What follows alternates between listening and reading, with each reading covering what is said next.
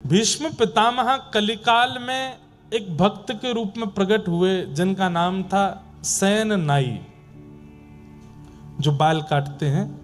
ऐसे एक नाई के रूप में इनका जन्म सेन नाई भक्तमाल जी में कहते हैं कि वो भीष्म पितामह का ही पुनर्अवतार है। इतना सुंदर प्रसंग है सेन नाई का, हम पहली बार सुना रहे हैं। ये नाई थे, बाल काटने का काम करते और राजा के नाई थे, राजा के बाल काटते थे और किसी के बाल काटने को इनका अधिकार नहीं था। तो नगर के राजा के नाई थे। एक दिन इनके मन में बड़ी भक्ति जगी तो कथा सुनने गए। तो कथा में व्यास जी बता रहे थे कि गीता में भगवान कहते हैं मासा नाम मार्गशीर्षो, हम मार्गशीर्ष महीना मैं हूं, इन भावों में ये मैं हूं, इन भावों में भगवान अपनी विभूतियों का वर्णन कर रहे थे। सब लोग ध्यान से सुनिएगा, 10-15 मिनट और सुनो फिर विश्राम करेंगे। और तभी भगवान गीता में कहते हैं कि मानवों में जो राजा है वो मैं हूं। जहां कहीं भी राजा हैं, भगवान ने यह बात कही है कि राजा मेरा ही प्रतिनिधि है। राक्षसों में प्रहलाद मैं हूं, भगवान स्वयं कह रहे हैं।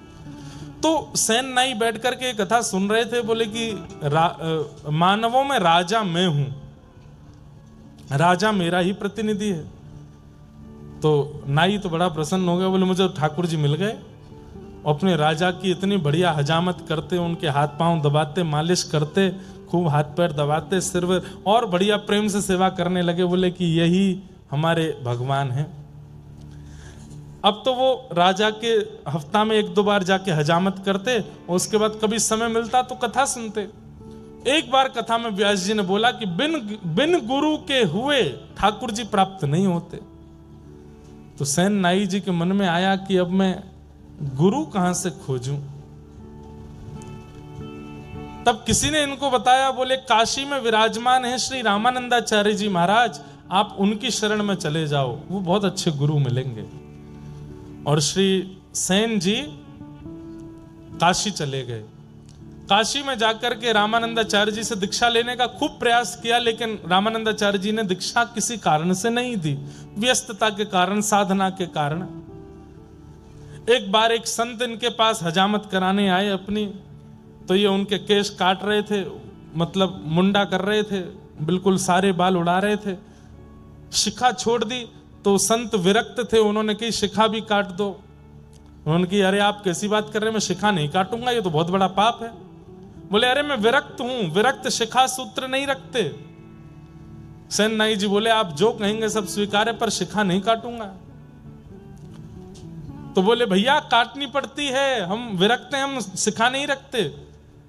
तब अंत में सेन नाई जी ने कहा आप बहुत बड़े संत हैं, बहुत बड़े महात्मा हैं, रामानंदाचार्य जी से बुलवा दीजिए कि शिखा काट सकते हैं तो मैं काट दूंगा।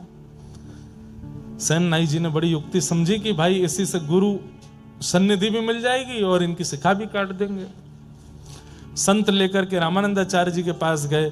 तो रामानंदाचार्य जी को ये बात बड़ी अच्छी लगी कि इन्होंने लाख कहने पर भी शिखा काटी नहीं, कितना इनका भाव है। और वो सब भाव देख करके, प्रेम देख करके रामानंदाचार्य जी ने फिर समझा करके जो भी भाव था वो कराया। सेन नाई जी की इस निष्ठा को देख करके उन्होंने दीक्षा प्रदान की, तिलक दिया, नाम दिया, मंत्र दिया। सेन नाई जी बोले आज्ञा करें। बोले आज्ञा यही है, वापस अपने गांव जाओ और वहीं रह के भजन करो। तो सेन और संत जन जब भी गांव में आवे, सब काम छोड़ करके उनकी सेवा करना, ये हमारी आज्ञा है। जो मंत्र दिया है इसका जाप करो, संतों की सेवा करो। सेन नाई जी लौट करके अपने गांव आ गए। राजा ने इनको बुलवाया कि कल हमको एक दूसरे राजा से मिलने के लिए जाना है, सुबह आकर के हमारी हजामत कर दो, मालिश वालिश कर दो, उसके बाद हम स्नान करेंगे फिर जाएंगे। रात्रि में सब व्यवस्था करके सेन नाई जी सोए। सुबह उठे तो क्या देखा, कीर्तन की ध्वनि आ रही है। और तभी देखे कि अयोध्या से कुछ संतों की जमात दर्शन करने के लिए जगन्नाथपुरी जा रही है और मार्ग में इनके गांव में होके निकल रहे हैं। तभी गुरु आज्ञा स्मरण में आई कि 100 काम छोड़ के संतों की सेवा करना। सेन नाई जी काम छोड़ा नहीं, भूल गए कि राजा के यहाँ जाना है। संतों को प्रणाम किया, वो कहा हमारे घर चलें, आप सबकी मैं सेवा करूं। संतों के चरण धो रहे हैं, उनको सुंदर वस्त्र अर्पण कर रहे हैं, पत्नी के साथ बैठ के खूब सुंदर उनको प्रसाद पवा रहे हैं। और प्रसाद पाने के बाद संतों से निवेदन किया आप कुछ सत्संग कीर्तन हो जाए। उनमें से एक श्रेष्ठ संत प्रवर, उन्होंने प्रवचन किया, सुंदर कथा सुनाई, सब भावुक हो गए और कीर्तन प्रारंभ हुआ। नाचने लगे सेन नाई और पत्नी, सब बिल्कुल निमग्न होकर के भजन में नृत्य कर रहे हैं, नेत्रों से अश्रु प्रवाह हो रहा है, राम जी का स्मरण कर रहे हैं, गुरुदेव की याद कर रहे हैं। और यहां राजा प्रतीक्षा में बैठा है, मुझे दूसरे राजा से मिलने जाना है। सेन नाई हमेशा समय से पहले आ जाता है, मैं नीचे आके बैठ गया, अभी तक आया नहीं। राजा ने तुरंत कहा मेरी तलवार कहां है, लेकर के आओ उसको, और इस सैन को तो मैं जाकर के देखूंगा। तलवार लेकर के आए, घिसने लगे उसको, घोड़ा बुलाओ मेरा, कहां है सेन नाई का घर, उसके घर चलना है। इतने में ही देखा कि सामने से दौड़ते हुए सेन नाई आ रहे हैं, अपनी पगड़ी संभाल रहे हैं, कभी हजामत का डिब्बा संभाल रहे हैं, कभी धोती संभाल रहे हैं, और दौड़ते दौड़ते आए। अरे महाराज महाराज महाराज महाराज, मैं आ गया। कहां रह गए इतनी देर? बोले महाराज क्षमा करते हैं, बहुत बहुत विलंब हो गया। बोले नहीं नहीं नहीं, दंड तो तुमको मिलेगा। भगवान भगवान क्षमा कीजिए, आप बैठिए ना, मैं जल्दी कर देता हूं, आपको विलंब हो रहा है। राजा बैठ गए, खूब सुंदर हजामत करी, खूब दाढ़ी वाड़ी सब करके, केश वेश। राजा क्रोध में तो था ही। बोले महाराज थोड़ी आपके हाथ पांव दबा दूं? बोले तू दबा तो दे, लेकिन दंड तो मैं तुझे दूंगा।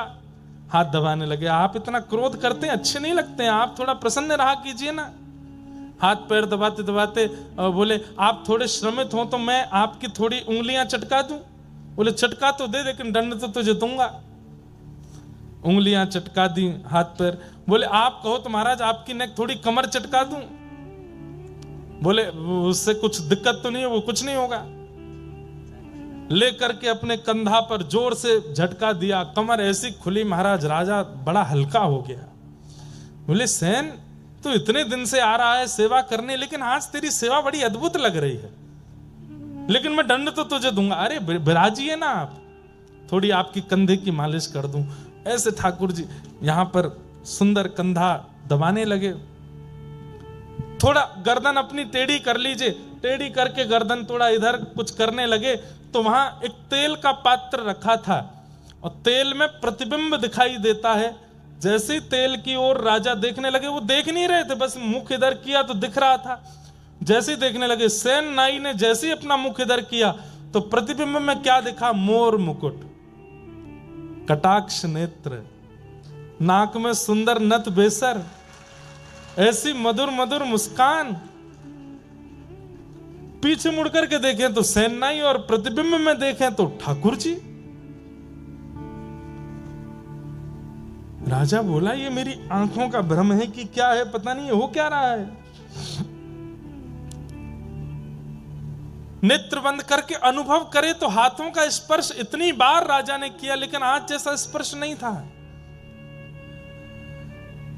राजा सोचने लगे कहीं ऐसा तो नहीं है सच में ये ठाकुर जी ही हो।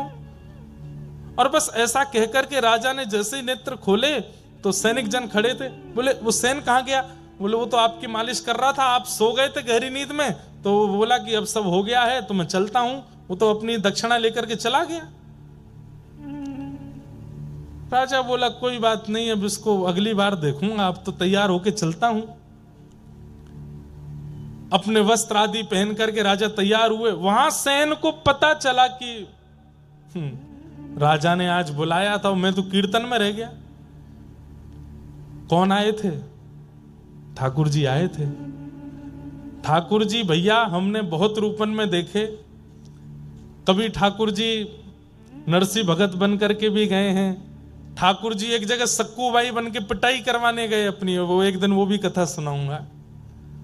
लेकिन नाई बन करके पहली बार गए ठाकुर जी, अपने हाथ से हजामत करके आए, बाल वाल काट के आए राजा के, और मालिश करके आए, हड्डी वड्डी चटकाया है उसकी।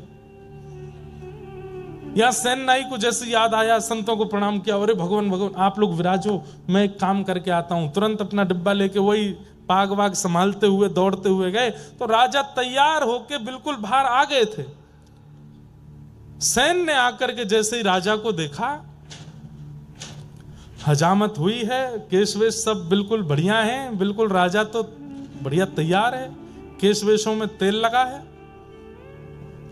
सेन ने आकर के कहा, पूरे गांव में क्या, दूर दूर तक शहरों में भी कोई और ऐसा व्यक्ति नहीं जो मेरे अलावा राजा को स्पर्श कर सके। ये मेरी अनुपस्थिति में कौन करके गया?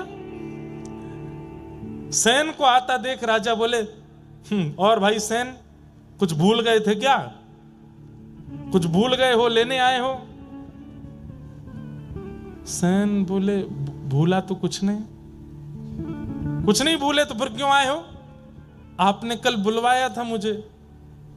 अरे तो कितनी बार आओगे? सुबह आके तुम सब करके तो गए, अब क्यों आए हो दोबारा? सेन बोला, मैं नहीं आया था, मेरे घर तो संत जन आए हुए थे, मैं उनकी सेवा में लगा था, कीर्तन कथा चल रही थी मेरे घर में, तो मुझे देरी हो गई तो मैं दौड़ा दौड़ा आया कि आपकी हजामत करूं। सैनिक जन बोले, अरे तू क्या पागल हो गया, भांग वांग खा के आया है क्या? तू तो आके गया, यहां पे सब करके गया है, हमने तुझे दक्षिणा भी दी थी। और बोले, हर बार तो तू इतने 10 सोने की मोहर लेके जाता था, आज बड़ी तुझे कंजूसी चढ़ी थी, बार बार कहते एक और दे दो, थोड़ा सा और दे दो, कहां लेके जाओगे इतना, और दे दो। आज 20 सोने की मोहर लेकर के गया था। मैं नहीं आया हूं, मुझ पे नहीं है कुछ भी। राजा बोला, झूठ बोलते हो। अरे वो संतों की जमात निकल रही है, मैं उनको बुलाता हूं। संतों की जमात बुलाई गई। बोले, कहां था ये? बोले, तो हमारे साथ थे, सुबह से सेवा पूजा भजन में लगे थे, बस ये बात हुई, यहां सेन के आंसू छूटे, वहां राजा के आंसू छूटे। सेन ने कहा, सत्य में मैं था? बोले, बिल्कुल तुम जैसा ही था, लेकिन आज मैं तब कह रहा था कि स्पर्श इतना अद्भुत क्यों है, और तुमने सेन कभी मेरी उंगलियां नहीं चटकाई, आज तो उंगली चटका के गए, कमर चटका के गए, गर्दन वर्दन सब करके गए हो।